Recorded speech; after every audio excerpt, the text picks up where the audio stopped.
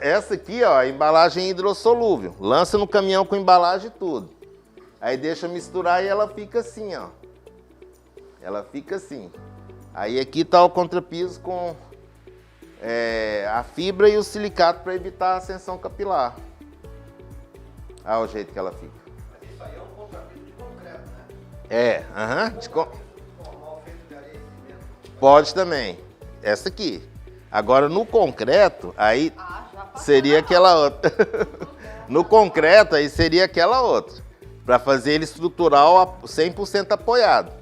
A fibra macrofibra, que é aquela que está passando, ela substitui a armadura positiva e negativa em situação 100% apoiada mediante cálculo. Para saber qual que é a inércia que você vai ter do concreto, né, da espessura. Mediante cálculo, ela substitui. Em situações biapoiadas, ela substitui só a negativa, não a positiva.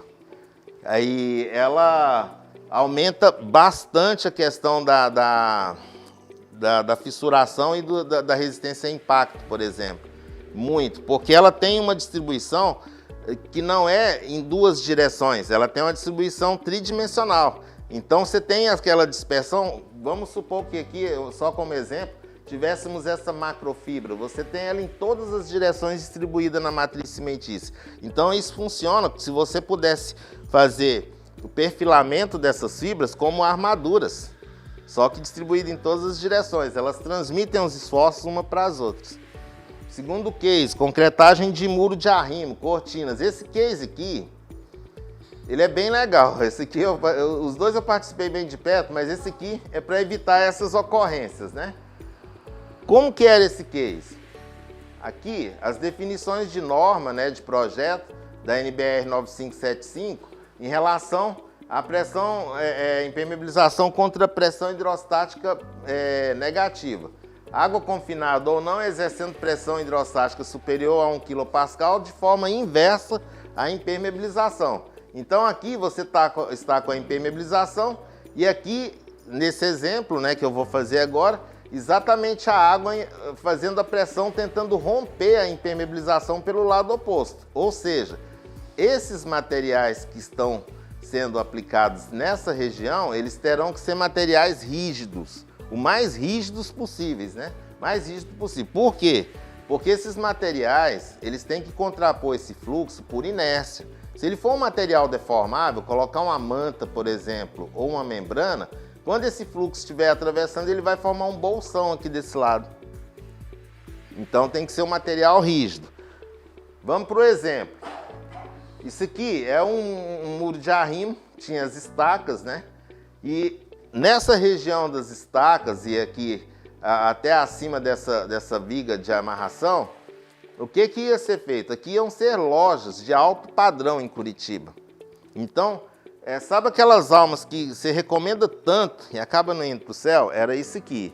Só que a gente pegou e falou, olha, a alma é tão recomendada que ela tem que ir para o céu sim. Então vamos ver o que foi feito. Cristalizante, esse já não é de aplicação, já é de lançamento, né? Aqui a concretagem, procedimento de concretagem, lançamento do material. Aqui o ideal sempre que se faça esse lançamento distribuído, né, disperso em água para você aumentar a abrangência. Mas aqui já chegou o material em cima da hora, a gente colocou dentro e aumentou só o tempo de mistura e a água de complemento do balão. Só isso, e deu muito certo. Em cima da hora. Aqui a concretagem. Aqui a concretagem, como foi feita. Foi feito um cachimbo. O volume era muito grande para a gente ver como é que era. Ó. Olha o tamanho do cachimbo. Era um cachimbo que ia na parede inteira, não era localizado. Aqui a concretagem e o adensamento. Em relação a essa viga de amarração, ela vai formar uma falta de adesão entre os dois, né? Que é natural que aconteça isso.